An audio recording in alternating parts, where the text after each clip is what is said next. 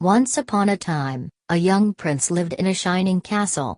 One cold night an old beggar woman arrived, offering him a single rose if he would let her take shelter from the cold. But because of her ugliness, he turned her away. Suddenly changed into a beautiful enchantress.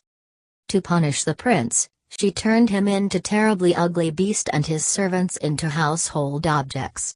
Then she gave him a rose, telling him it would bloom until his 21st year. To break the spell, he must love the another and earn the person's love before the last petal fell. In a far-off country, there lived a merchant who had been so fortunate in all his undertakings that he was enormously rich. As he had 3 sons and 3 daughters, however, who were accustomed to having everything they fancied, he did not find he had a penny too much. But misfortunes befell them. One day their house caught fire and speedily burned to the ground, with all the splendid furniture, books, pictures, gold, silver, and precious goods it contained. The father suddenly lost every ship he had upon the sea, either by dint of pirates, shipwreck, or fire. Then he heard that his clerks in distant countries, whom he had trusted entirely, had proved unfaithful. And at last from great wealth he fell into the direst poverty. So nothing was left for them but to take their departure to the cottage, which stood in the midst of a dark forest and seemed to be the most dismal place on the face of the earth. As they were too poor to have any servants, the girls had to work hard, and the sons, for their part, cultivated the fields to earn their living. Roughly clothed and living in the simplest way, the girls regretted unceasingly the luxuries and amusements of their former life. Only the youngest daughter tried to be brave and cheerful. She had been as sad as anyone when misfortune first overtook her father, but soon recovering her natural gaiety, she set to work to make the best of things, to amuse her father and brothers as well as she could, and to persuade her sisters to join her in dancing and singing. But they would do nothing of the sort, and because she was not as doleful as themselves, they declared this miserable life was all she was fit for. But she was really far prettier and cleverer than they were. Indeed, she was so lovely she was always called Beauty. After 2 years, when they were all beginning to get used to their new life, their father received news that one of his ships, which he had believed lost, had come safely into port with a rich cargo. All the sons and daughters at once thought that their poverty was at an end and wanted to set out directly for the town, but their father, who was more prudent, begged them to wait a little, and though it was harvest time, and he could ill be spared, determined to go himself to make inquiries. Only the youngest daughter had any doubt but that they would soon again be as rich as they were before. They all loaded their father with commissions for jewels and dresses which it would have taken a fortune to buy. Only Beauty, feeling sure that it was of no use, did not ask for anything. Her father, noticing her silence, said, "And what shall I bring for you, Beauty?" "The only thing I wish for is to see you come home safely," she answered. But this reply vexed her sisters, who fancied she was blaming them for having asked for such costly things. Her father, however, was pleased, but as he thought that at her age she certainly ought to like pretty presents, he told her to choose something. "Well, dear father," she said, "as you insist upon it, I beg that you will bring me a rose. I have not seen one since we came here, and I love them so much." The merchant reached town as quickly as possible, only to find that his former companions, believing him to be dead, had divided his cargo between them. After 6 months of trouble and expense, he found himself as poor as when he started on his journey. To make matters worse, he was obliged to return in the most terrible weather. By the time he was within a few leagues of his home, he was almost exhausted with cold and fatigue. Though he knew it would take some hours to get through the forest, he resolved to go on. But night overtook him, and the deep snow and bitter frost made it impossible for his horse to carry him any farther. Not a house was to be seen. The only shelter he could get was the hollow trunk of a great tree, and there he crouched all the night, which seemed to him the longest he had ever known. The howling of the wolves kept him awake, and when at last day broke, the falling snow had covered up every path, and he did not know which way to turn. At length he made out some sort of path, but it was so rough and slippery that he fell down more than once. Presently it led him into an avenue of trees which ended in a splendid castle. It seemed to the merchant very strange that no snow had fallen in the avenue of orange trees, covered with flowers and fruit. When he reached the first court of the castle, he saw before him a flight of agate steps. He went up them and passed through several splendidly furnished rooms. The pleasant warmth of the air revived him, and he felt very hungry, but there seemed to be nobody in all this vast and splendid palace. Deep silence reigned everywhere, and at last, tired of roaming through empty rooms and galleries, he stopped in a room smaller than the rest, where a clear fire was burning, and a couch was drawn up cozily before it. Thinking this must be prepared for someone who was expected, he sat down to wait till he should come, and very soon fell into a sweet sleep. When his extreme hunger wakened him after several hours, he was still alone, but a little table, with a good dinner on it, had been drawn up close to him. He lost no time in beginning his meal, hoping he might soon thank his considerate host, whoever it might be. But no one appeared, and even after another long sleep, from which he awoke completely refreshed, there was no sign of anybody, though a fresh meal of dainty cakes and fruit was prepared upon the little table at his elbow. Because he was naturally timid, the silence began to terrify him, and he resolved to search once more through all the rooms, but it was of no use. There was no sign of life in the palace. He wondered what he should do. To amuse himself, he began pretending that all the treasures he saw were his own and considering how he would divide them among his children. Then he went down into the garden, and though it was winter everywhere else, here the sun shone, the birds sang, the flowers bloomed, and the air was soft and sweet. The merchant, in ecstasies with all he saw and heard, said to himself, "All this must be meant for me. I will go this minute and bring my children to share all these delights." In spite of being so cold and weary when he reached the castle, he had taken his horse to the stable and fed it. Now he thought he would saddle it for his homeward journey, and he turned down the path which led to the stable. This path had a hedge of roses on each side of it, and the merchant thought he had never seen such exquisite flowers. They reminded him of his promise to Beauty, and he stopped and had just gathered one to take to her when he was startled by a strange noise behind him. Turning round, he saw a frightful beast, which seemed to be very angry and said in a terrible voice, "Who told you you might gather my roses? Was it not enough that I sheltered you in my palace and was kind to you? This is the way you show your gratitude, by stealing my flowers. But your insolence shall not go unpunished." The merchant, terrified by these furious words, dropped the fatal rose and, throwing himself on his knees, cried, "Pardon me, noble sir. I am truly grateful for your hospitality, which was so magnificent I could not imagine you would be offended by my taking such a little thing as a rose." But the beast's anger was not lessened by his speech. "You are very ready with excuses and flattery," he cried. "But that will not save you from the death you deserve." "Alas," thought the merchant, "if my daughter Beauty could only know into what danger her rose has brought me." And in despair he began to tell the beast all his misfortunes and the reason of his journey, not forgetting to mention Beauty's request. "A king's ransom would hardly have procured all that my other daughters asked for," he said. "But I thought I might at least take Beauty her rose. I beg you to forgive me, for you see I meant no harm." The beast said, in a less furious tone, "I will forgive you on one condition, that you will give me one of your daughters."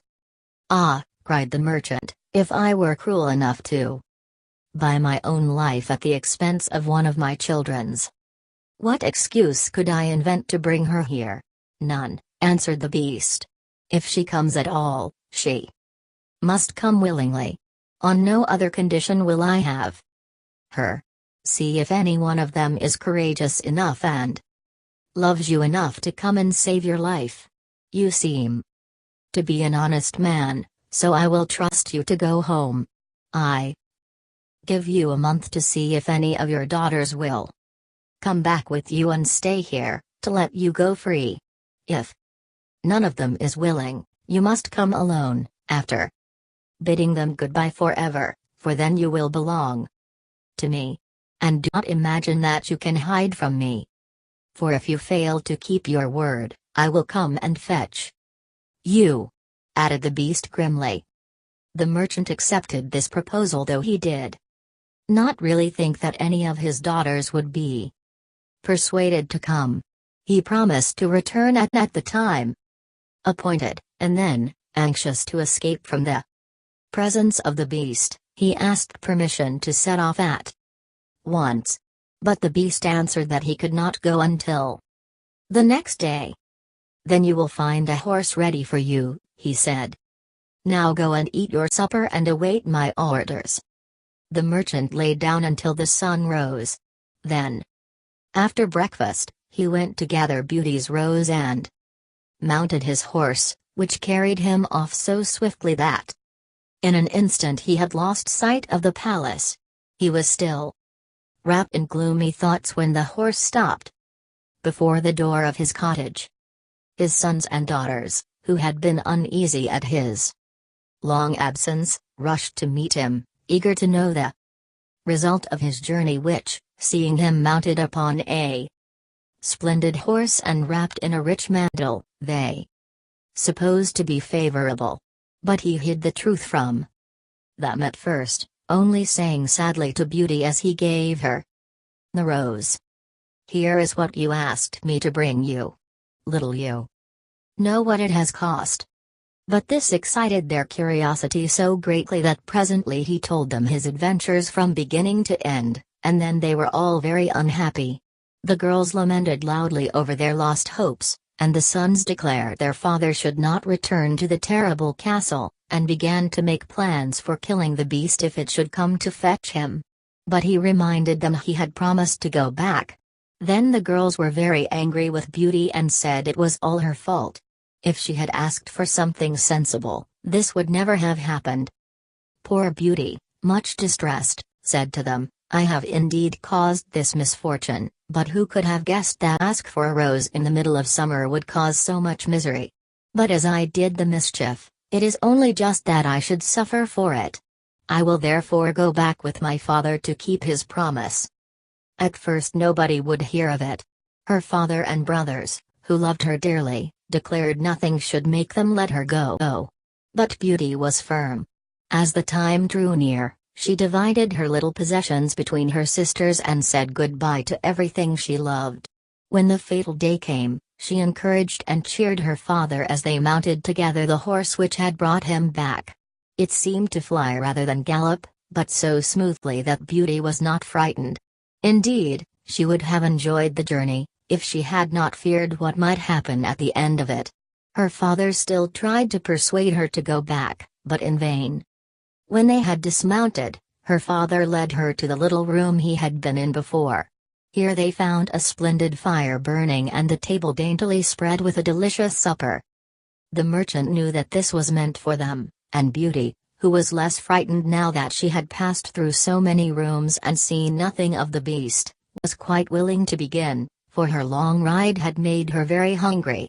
But they had hardly finished their meal, when the noise of the beast's footsteps was heard approaching, and Beauty clung to her father in terror, which became all the greater when she saw how frightened he was.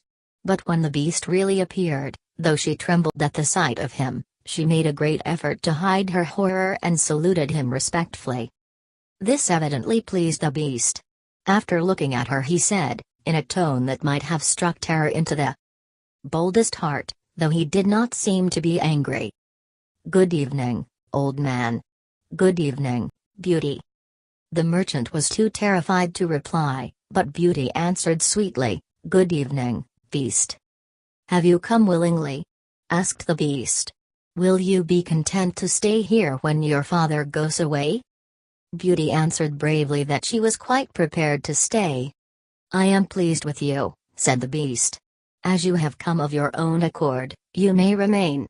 As for you, old man," he added, turning to the merchant, "at sunrise tomorrow take your departure. When the bell rings, get up quickly and eat your breakfast, and you will find the same horse waiting to take you home. But remember that you must never expect to see my palace again." Then turning to Beauty, he said, "Take your father into the next room and help him choose gifts for your brothers and sisters. You will find 2 traveling trunks there, fill them as full as you can. It is only just that you should send them something very precious as a remembrance."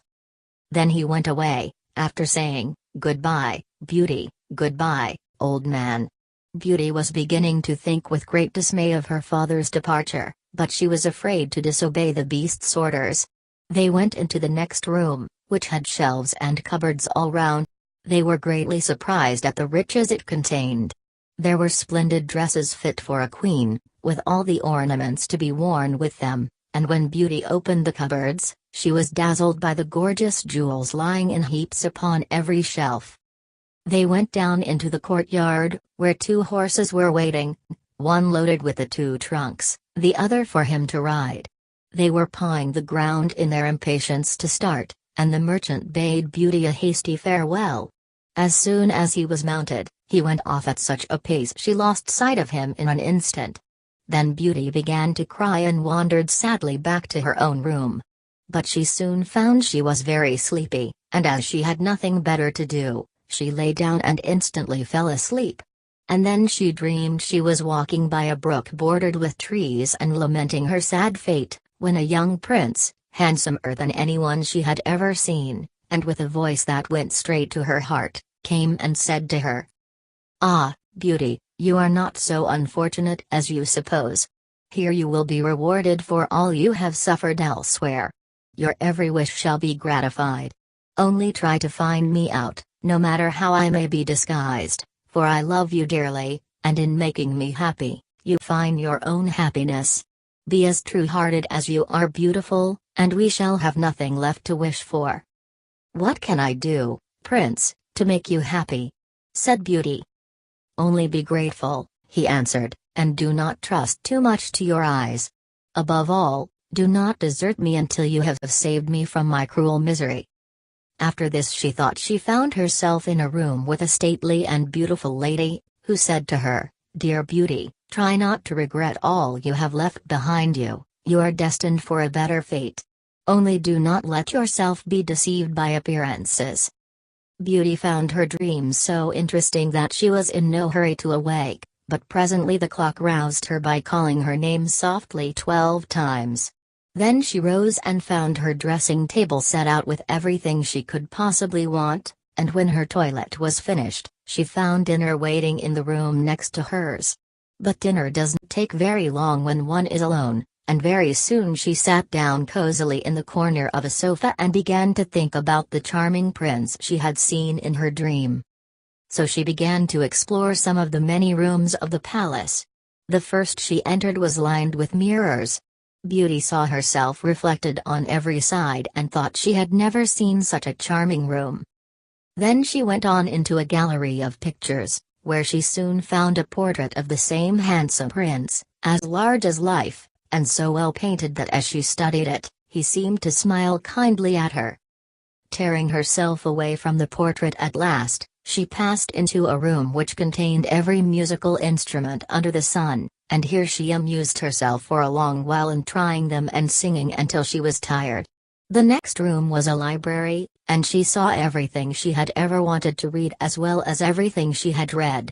By this time it was growing dusk, and wax candles in diamond and ruby candlesticks lit themselves in every room. Beauty found her supper served just at the time she preferred to have it, but she did not see anyone or hear a sound. Though her father had warned her she would be alone, she began to find it rather dull. Presently she heard the beast coming and wondered tremblingly if he meant to eat her now. However, He did not seem at all ferocious and only said gruffly, "Good evening, Beauty." She answered cheerfully and managed to conceal her terror. The beast asked how she had been amusing herself, and she told him all the rooms she had seen. Then he asked if she thought she could be happy in his palace, and Beauty answered that everything was so beautiful she would be very hard to please if she could not be happy. After about an hour's talk, Beauty began to think the beast was not nearly so terrible as she had supposed at first. Then he rose to leave her and said in his gruff voice, "Do you love me, Beauty? Will you marry me?" "Oh, what shall I say?" cried Beauty, for she was afraid to make the beast angry by refusing. "Say yes or no without fear," he replied. "Oh, no, beast," said Beauty hastily. "Since you will not, good night, Beauty," he said. And she answered, "Good night, beast," very glad to find her refusal had not provoked him. After he was gone, she was very soon in bed and dreaming of her unknown prince. She thought he came and said, "Ah, Beauty. Why are you so unkind to me? I fear I am fated to be unhappy for many a long day still." Then her dreams changed, but the charming prince figured in them all. When morning came, her first thought was to look at the portrait and see if it was really like him, and she found it certainly was. When she was tired, she went back to the palace and found a new room full of materials for every kind of work, ribbons to make into bows and silks to work into flowers. There was an aviary full of rare birds, which were so tame they flew to Beauty as soon as they saw her and perched upon her shoulders and her head. She found them so entertaining that she took one or two back to her room, and they talked to her while she was at supper. The beast paid her his usual visit and asked the same questions as before, and then with a gruff good night he took his departure, and Beauty went to bed to dream of her mysterious prince. The days passed swiftly in different amusements, and after a while Beauty found another strange thing in the palace, which often pleased her when she was tired of being alone. There was one room which she had not noticed particularly. It was empty, except that under each of the windows stood a very comfortable chair. She went into the room, happening to be tired. She sat down in one of the chairs, when instantly the curtain was rolled aside, and a most amusing pantomime was acted before her. There were dances and colored lights, music and pretty dresses, and it was all so gay that Beauty was in ecstasies. After that she tried the other 7 windows in turn, and there was some new and surprising entertainment to be seen from each of them, so Beauty never could feel lonely anymore. Every evening after supper, the beast came to see her and always before saying good night asked her in his terrible voice, "Beauty, will you marry me?" And it seemed to Beauty, now she understood him better, that when she said, "No, beast," he went away quite sad. Her happy dreams of the handsome young prince soon made her forget the poor beast, and the only thing that disturbed her was being told to distrust appearances, to let her heart guide her, and not her eyes. Consider as she would, she could not understand. So everything went on for a long time, until at last, happy as she was, Beauty began to long for the sight of her father and her brothers and sisters. One night, seeing her look very sad, the beast asked her what was the matter. Beauty had quite ceased to be afraid of him. Now she knew he was really gentle in spite of his ferocious looks and his dreadful voice. So she answered that she wished to see her home once more. Upon hearing this, the beast seemed sadly distressed and cried miserably, "Ah, Beauty, have you the heart to desert an unhappy beast like this? What more do you want to make you happy? Is it because you hate me that you want to escape?" "No, dear beast," answered Beauty softly, "I do not hate you, and I should be very sorry never to see you any more, but I long to see my father again. Only let me go for 2 months, and I promise to come back to you and stay for the rest of my life." The beast, who had been sighing dolefully while she spoke, now replied, "I cannot refuse you anything you ask, even though it should cost me my life. Take the 4 boxes you will find in the room next to your own and fill them with everything you wish to take with you. But remember your promise and come back when the 2 months are over, or you may have cause to repent it, for if you do not come in good time you will find your faithful beast dead. You will not need any chariot to bring you back. Only say goodbye to all your brothers and sisters the night before you come away, and, when you have gone to bed, turn this ring round upon your finger, and say firmly, 'I wish to go back to my palace and see my beast again.' Good night, Beauty. Fear nothing, sleep peacefully, and before long you shall see your father once more." As soon as Beauty was alone, she hastened to fill the boxes with all the rare and precious things she saw about her, and only when she was tired of heaping things into them did they seem to be full. Then she went to bed but could hardly sleep for joy.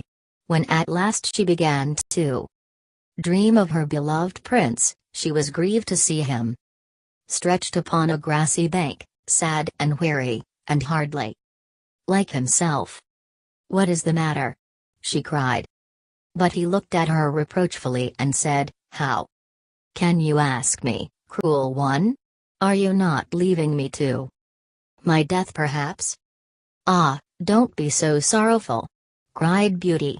"I am only going to assure my father that I am safe and happy. I have promised the beast faithfully I will come back, and he would die of grief if I did not keep my word." "What would that matter to you?" asked the prince. "Surely you would not care?" "Indeed I should be ungrateful if I did not care for such a kind beast," cried Beauty indignantly. "I would die to save him from pain. I assure you it is not his fault. He is so ugly."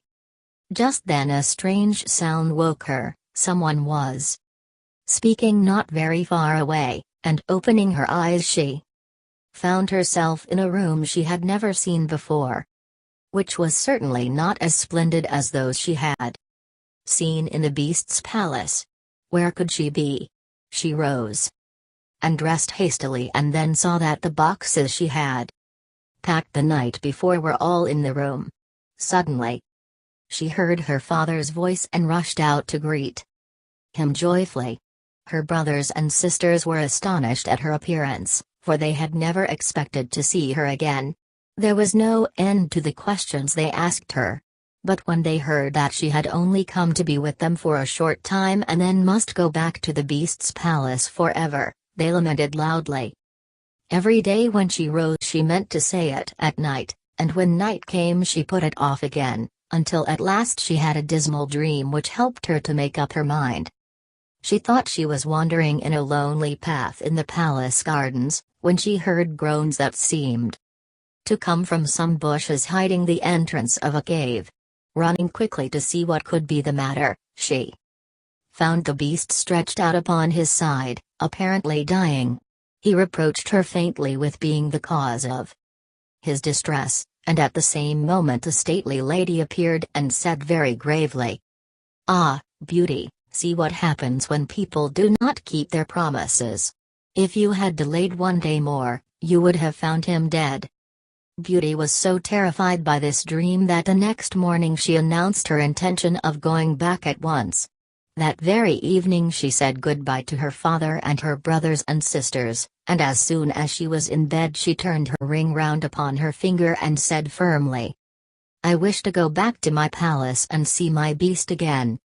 Then she fell asleep instantly and only woke up to hear the clock saying, "Beauty, Beauty," 12 times in its musical voice, which told her she was really in the palace once more. Everything was just as before, and her birds were so glad to see her, but Beauty thought she had never known such a long day. She was so anxious to see the beast again that she felt as if supper time would never come. But when it came, no beast appeared. After listening and waiting for a long time, she ran down into the garden to search for him. Up and down the paths and avenues ran poor Beauty, calling him. No one answered, and not a trace of him could she find. At last, quite tired, she stopped for a minute's rest and saw that she was standing opposite the shady path she had seen in her dream. She rushed down it and, sure enough, there was the cave, and in it lay the beast, asleep, so Beauty thought. Quite glad to have found him, she ran up and stroked his head, but to her horror, he did not move or open his eyes. "Oh, he is dead, and it is all my fault," cried Beauty, crying bitterly. But then, looking at him again, she fancied he still breathed. Hastily fetching some water from the nearest fountain, she sprinkled it over his face, and to her great delight he began to revive. "Oh, beast, how you frightened me!" she cried. "I never knew how much I loved you until just now, when I feared I was too late to save your life. Can you really love such an ugly creature as I am?" asked the beast faintly. "Ah, Beauty, you came only just in time. I was dying because I thought you had forgotten your promise. But go back now and rest, I shall see you again by and by." Beauty, who had half expected he would be angry with her, was reassured by his gentle voice and went back to the palace, where supper was awaiting her. And afterward the beast came in as usual and talked about the time she had spent with her father, asking if she had enjoyed herself and if they had all been glad to see her. Beauty quite enjoyed telling him all that had happened to her. When at last the time came for him to go, he asked, as he had so often asked before, "Beauty, will you marry me?" She answered softly, "Yes, dear beast." As she spoke a blaze of light sprang up before the windows of the palace, fireworks crackled and guns banged, and across the avenue of orange trees, in letters all made of fireflies, was written, "Long live the prince and his bride." Turning to ask the beast what it could all mean, Beauty found he had disappeared, and in his place stood her long-loved prince. At the same moment the wheels of a chariot were heard upon the terrace, and two ladies entered the room. One of them Beauty recognized as the stately lady she had seen in her dreams, the other was so queenly that Beauty hardly knew which to greet first. But the one she already knew said to her companion, "Well, Queen, this is Beauty, who has had the courage to rescue your son from the terrible enchantment. They love each other, and only your consent to their marriage is wanting to make them perfectly happy." "I consent with all my heart," cried the Queen. "How can I ever thank you enough, charming girl, for having restored my dear son to his natural form?" And then she tenderly embraced Beauty and the prince, who had meanwhile been greeting the fairy and receiving her congratulations. "Now," said the fairy to Beauty, "I suppose you would like me to send for all your brothers and sisters to dance at your wedding?" And so she did, and the marriage was celebrated the very next day with the utmost splendor, and Beauty and the prince lived happily ever after.